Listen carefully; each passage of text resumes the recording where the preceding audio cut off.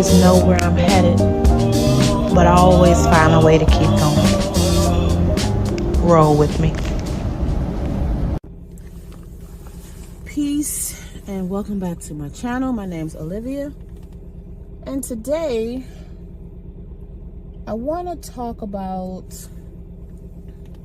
how it feels to be a mom of 5,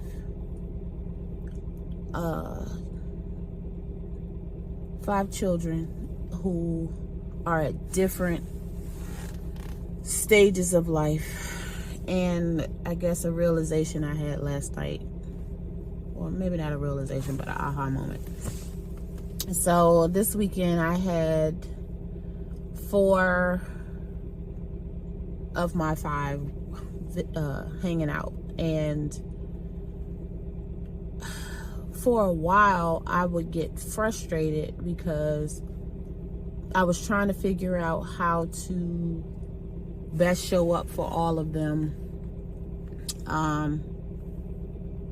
so that they all feel loved and seen and appreciated, and I have an opportunity to connect with each one of them. And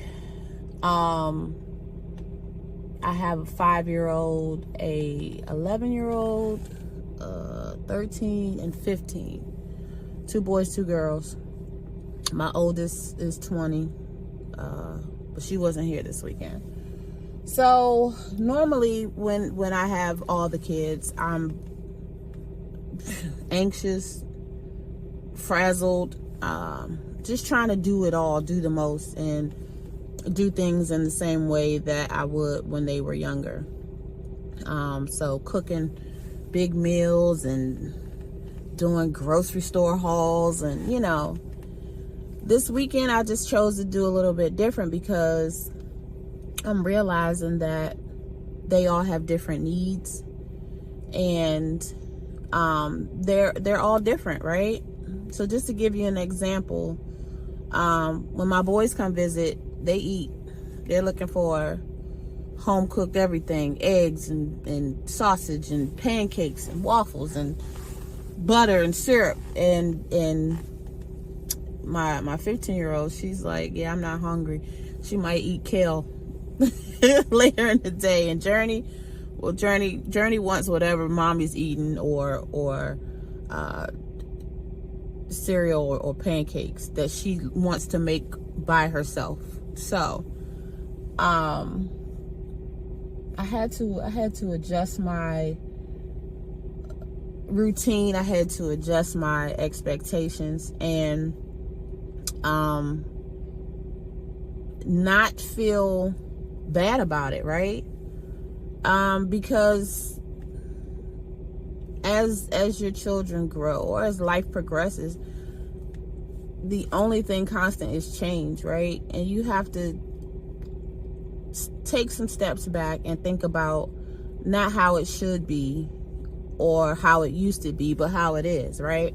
So like the All-Star game was on last night, and my son and I, my 11-year-old and I, we love watching basketball together. Even when he's at home with his dad, he'll text me and say, hey mom, are you watching the game? He's a Celtics fan. So whenever the Celtics are playing, I like to, mess with them or whatever. And then, but yeah, the All-Star game was on, and my 13-year-old isn't into basketball. He doesn't really watch it. And he was like, well, I want to watch Sonic 3. And I wanted to watch Sonic 3 too. So I'm like, okay, what do we do here? And then Journey just wants my attention. So she's climbing on me and, mommy, I just want you. So I'm sitting here like, what do I do here? And then my 15-year-old was out with her. No, she was on her way back from hanging out at the mall with her friends. And I knew she was just going to look for food and go to her room. So it's like, I have all these different things I have to figure out how to manage without feeling like a terrible mom because I can't do it all. So I don't know. If anybody knows me, y'all know all my kids have locks. So my son was like, well, Mom, can we watch some of the game while you do my hair? I said, yeah, that's what we'll do. We'll watch part of the game, you know, and then we'll watch Sonic 3 as a family. And you know, and I told my 13-year-old that I'd do his hair today before I meet up with their dad, you know, for them to go home or whatever. And Journey normally doesn't sit and watch anything with us, but by the time we got maybe 20 minutes into Sonic 3, she finally sat down, and there was a moment where all was well. Like, everyone was just happily watching the movie and laughing, like just being present. And my son's hair turned out great. Eventually, Journey was showing signs of it's time to go to bed, so I let the boys finish watching Sonic 3. I put her to bed and stayed up and, you know, did some work. And then I went to bed because I get up fairly early, but I went to bed thinking about how much pressure